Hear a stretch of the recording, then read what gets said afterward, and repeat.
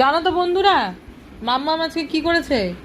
আমরা এখানে পাঁপড় খাবো বলে বসেছি। মা পাঁপড় আর কফি নিয়ে এসছে। প্রতিবারের রথের পুজোর মতন রথযাত্রার জন্যে মা এরকম পাঁপড় ভাজে আর কফি নিয়ে এসে বসে। তো তোমাদেরকে অবশ্যই শুভ রথযাত্রার অনেক শুভেচ্ছা, ভালোবাসা। তোমরা সকলেই ভালো থাকো।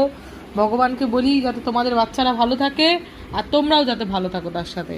কিন্তু এই ঘন্টু আমার কি করেছে আজকে? ঘন্টু হচ্ছে, আমরা এখানে পাঁপড় খেয়েছি, খেয়ে ছোট্ট ছাট্টা গুঁড়ো গুঁড়ো গাড়া এখানে পড়েছে বিছানায়, মানে বিছানায় বলতে কি আমাদের সোফাতে। ঘন্টু সেগুলো উঠিয়েছে, উঠিয়ে সেগুলো খাওয়ার মধ্যে ঘন্টু ব্যস্ত। ঘন্টু সোজা হও একটু দেখি, সোজা হয়ে বসো দেখি।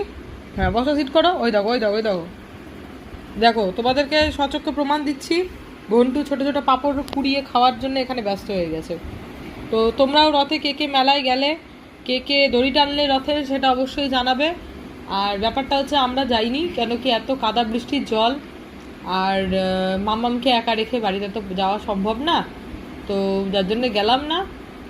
আর যাব, মানে ঠাকুরকে বাড়ি থেকেই আজকে পুজো দেওয়া হয়েছিল, গপুকে পুজো দেওয়া হয়েছিল, সমস্ত কিছু করা হয়েছিল।